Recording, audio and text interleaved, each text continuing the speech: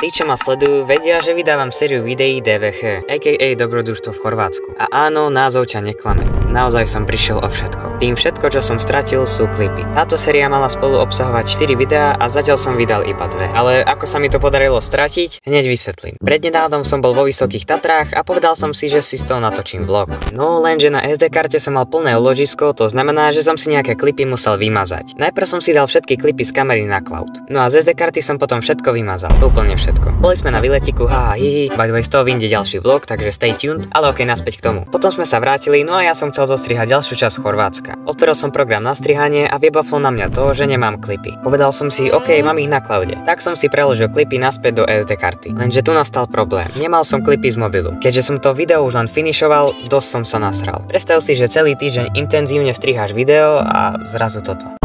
Bol som z toho fakt smutný a demotivovalo ma to. Doteraz si myslím, že to video by bolo super. Prečo? Lebo tam boli fakt super scénky, ako napríklad vypil som svoje chcanky. Jasné, že som nevypil, ale bolo to tak dobre zostrihané, že by si tomu uveril. Alebo ako si tretia rodina zabudla pasy. OK, to už bolo reálne, hej, to sme museli riešiť. No proste skvelé nabuchané videjko. Aj tak mi to nedalo a nevzdal som sa. Vystrelil som svoj posledný šíp a začal som googliť na internete, ako sa viem dostať ku klipom, ktoré som stratil. Našiel som apku, ktorá sa volá Rekova. Super bolo, že mi to oživilo fotky z Chorvátska, ktoré som stratil. Povedal som si, som na dobrej ceste. No a teraz mi už len chýbali klipy z mobilu. Napísal som tomu programátorom, či by mi s tým nepomohli. S jedným som aj dokonca volal a spýtal sa ma na zásadnú otázku. Či som nahral nejaké nové videá na tú SD kartu. No a ja som povedal samozrejme áno. A v tomto bol problém. Keby sa ti niečo podobné stalo, tak ma teraz počúvaj. Okamžite prestaň používať SD kartu. Tým, že by si natočil nové videá, prepísal by si tie staré, ktoré si vymazal a zmenšil si šancu na záchranu dokumentov. To presne som spravil ja. Tak som sa opýtal, či neexistuje ešte nejaké riešenie. No a on povedal áno, disk drill. Toto bola moja posledná šanca. Spravil som všetko, čo mi povedala tá aplikácia, no nič nefungovalo. No a čo teraz? Pozrite, mám klipy z kamery. Ak chcete, aby som vydal ďalšie prerobené video z Chorvátska, tak nech tu bude 70